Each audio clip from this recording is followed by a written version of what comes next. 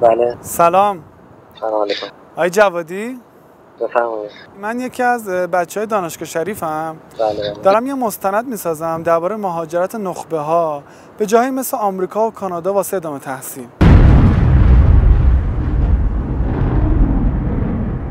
بسم الله الرحمن الرحیم. صبح بخیر خانم آقایان. خرابه‌گردی و سرکارکنان این پرواز ورود شما را به هواپیمای ایرباس 320 خوش آمد میگوییم. راه این بود، یعنی این از اول بود و توی فکر منم رفتن بود، ولی چیزی که تقویتش کرد دانشگاه بود و جو دانشگاه بود و چیزی که من بزرگتر شدم و بهش رسیدم. کسایی که دیدم، خودم و دوستام و دوستای برادرم و کلا کسایی که آشناها دیدم، هیچ کس برنگشت.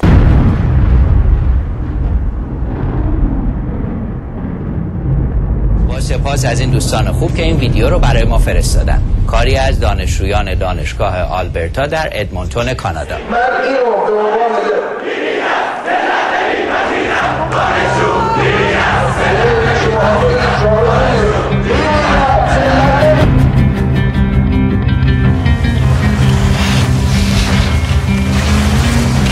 متاسفانه یک اتفاق بدی افتاد که در تاریخ دانشگاه صنعتی شریف بی سابقه هست. بسیار زیبا بود، حال داد. بله.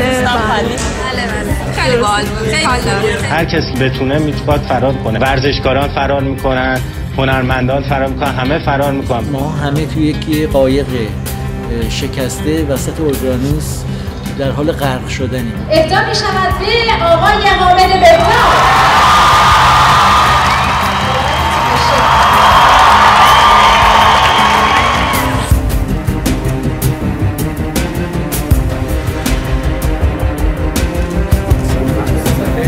آقای احمدی نژاد، من دانشجوی دانشگاه شریفم. آقای احمدی نژاد، پنجشنبه گذشته یکی از بچه‌های دانشگاه ما رشته ارشد فیزیک خودکشی کرد.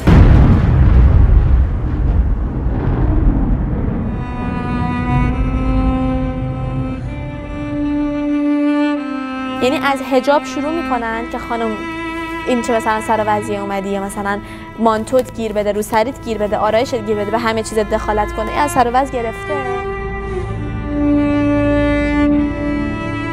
واقعا دیدم فایده نداره خوندن درس اینجا.